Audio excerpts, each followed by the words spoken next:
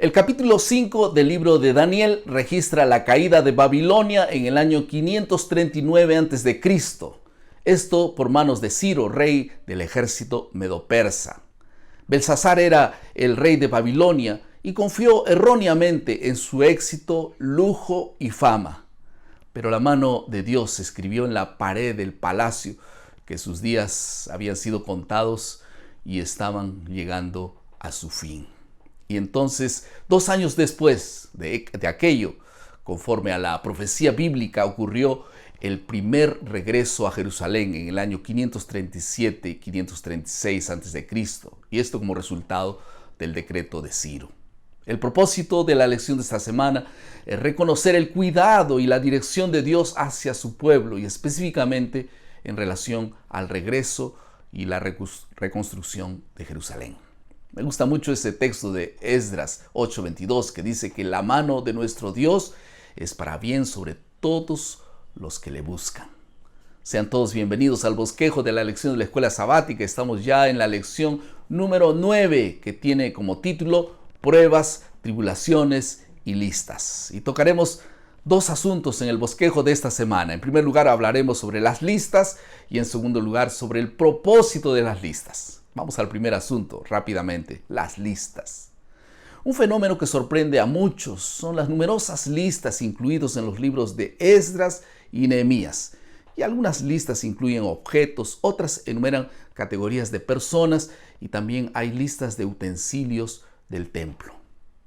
Vamos a hacer entonces un repaso de las diferentes listas. La primera lista es la lista de objetos tomados del templo de Jerusalén por el famoso rey de Babilonia, Nabucodonosor. Y la Biblia dice que en total había 5,400 utensilios. La segunda lista es de los exiliados que regresaron del cautiverio babilónico bajo el liderazgo de Zorobabel, que era el gobernador, y de Josué. Esto está en Esdras 2 y Nehemías 7. Y esta lista menciona sacerdotes, levitas, cantantes, porteros, sirvientes del templo, así como el resto de los israelitas, una multitud de aproximadamente 50,000 personas. Y curiosamente la lista también contiene una cantidad de animales que los judíos llevaron consigo desde Babilonia a Jerusalén. Esto es en Esdras 2. La tercera lista es la lista de diferentes decretos reales. Por ejemplo, el decreto de Ciro, el decreto de Darío y también el decreto de Artajerjes. Ahora, la cuarta lista es de jefes de familias que regresaron con Esdras, según Esdras capítulo 8. Y la quinta lista es la lista de personas culpables de matrimonios mixtos, de Esdras capítulo 10. Contiene 111 nombres en aquella lista. La sexta lista es de constructores de partes específicas del muro de Jerusalén, de Nehemías capítulo 3. La séptima lista es la lista de 84 oficiales que eran líderes, levitas y sacerdotes que colocaron sus sellos en el pacto para poder seguir fielmente al Señor, según Nehemías capítulo 10. La octava lista es la lista de los primeros residentes de Jerusalén. Esto después del regreso de Babilonia, según Nehemías capítulo 11. Y finalmente tenemos la lista de sacerdotes y también levitas que regresaron con Zorobabel y Josué, y esto está en el libro de Nehemías capítulo 12, y Esdras aquí representa la 16ª generación desde Aarón, y el propósito de incluir su genealogía es obvio. El narrador quiere asegurarse que todos sepan que su linaje sacerdotal se remonta a Aarón, el primer sumo sacerdote de Israel. En segundo lugar, el propósito de las listas. ¿Por qué aparecen estas listas? Es la pregunta. ¿Por qué necesariamente tienen que estar allí? ¿Cuál es el propósito? ¿Qué lecciones podemos sacar de ellas? Encontramos por lo menos 5 razones para la existencia de estas listas. La primera razón es que Dios se preocupa por las personas, por los animales e incluso por las cosas.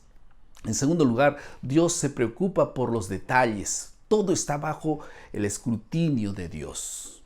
En tercer lugar, Dios sabe todo. Él conoce a las personas por su nombre, dónde viven, qué hacen y cómo actúan. En cuarto lugar, Dios es el Señor de la historia y Él es el que escribe la historia y las profecías. En quinto lugar, Dios siempre ha preservado su fiel remanente. ¿Todo esto para qué? Para asegurar la continuación de su pueblo, así para mantener su palabra acerca de la simiente prometida de Génesis 3:15. Algunas aplicaciones al final. Me sorprende mucho que los judíos, inclusive los levitas, sacerdotes, no quisieran regresar a la tierra de sus padres, probablemente por tres razones básicas: porque habían perdido su identidad; en segundo lugar, porque parecía una misión arriesgada; y en tercer lugar, porque ya se habían acostumbrado a Babilonia. Jerusalén ya no era más una atracción para ellos. Ahora, no hace falta explicar, creo que entendieron la razón. Recuerden bien, nuestra verdadera ciudadanía está en el cielo, donde viviremos para siempre con el Señor. Por tanto, sepamos siempre que somos extranjeros en este lugar, porque nuestra verdadera ciudadanía está en el cielo. Nunca dejemos de añorar, nunca dejemos de soñar con nuestra verdadera ciudadanía que está en el cielo. Vamos a orar. Querido Padre, muchas gracias por tu palabra. Bendice, Señor, a que todos aquellos que leen la lección puedan añorar y prepararse para la patria celestial cada día. En el nombre de Jesús. Amén. Muchas gracias por estar con nosotros una vez más. Recuerden nuestro lema: maná, cada día, cada uno, cada mañana. Es alimento para la vida. Que Dios te bendiga.